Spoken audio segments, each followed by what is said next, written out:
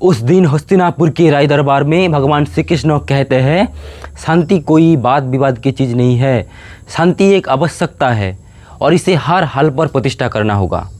लेकिन तब भी कुरुसेना और दुर्योधन नहीं माने और युद्ध हुआ।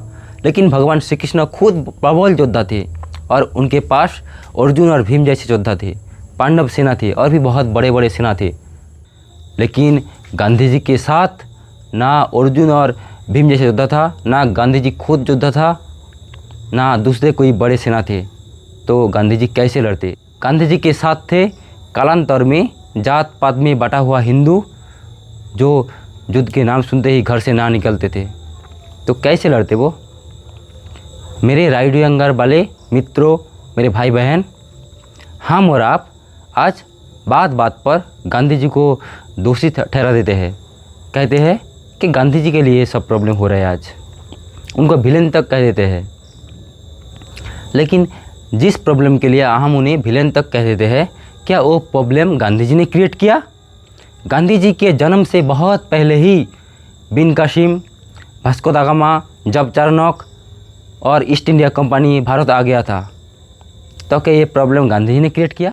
और पिछले 1000 सालों में इन वैदेशिक शत्रुओं ने हमारे मातृभूमि के ऊपर और हमारे मानवों के ऊपर बहुत अत्याचार किया है और हमारे देश के हर प्रांतों के महामानवों ने, अनेकों महामानवों ने, अनेकों योद्धाओं ने इन बाहरी शत्रुओं के खिलाफ लड़ा है।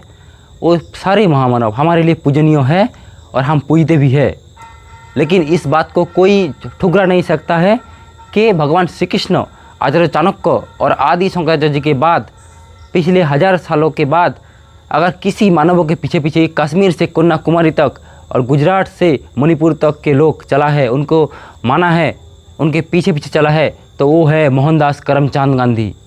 और गांधी जी को ये पता था अंग्रेज दुनिया के सबसे बड़े शक्ति है, जिसके सामने अमेरिका, साउथ अफ्रीका, ऑस्ट्रेलिया, पूरे पश्चिम एशिया, सारे देश घुटने टेक दिया था।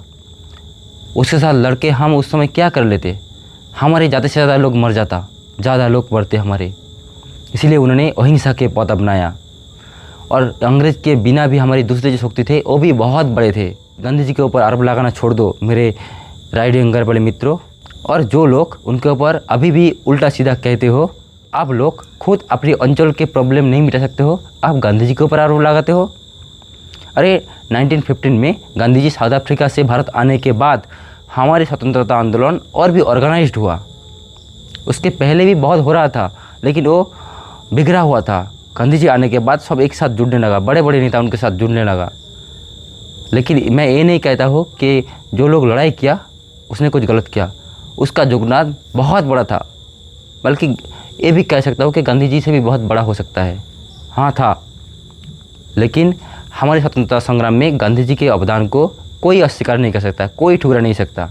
मेरे रेडियो अंगार वाले भाई बहन मित्रों, हम और आपको किसने रोका है?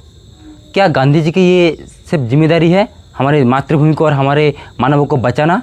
हमारे और आपके कोई जिम्मेदारी नहीं है? आपको और हमको किसने रोका है? उठो, जागो, करो, बनाओ अखंड भारत।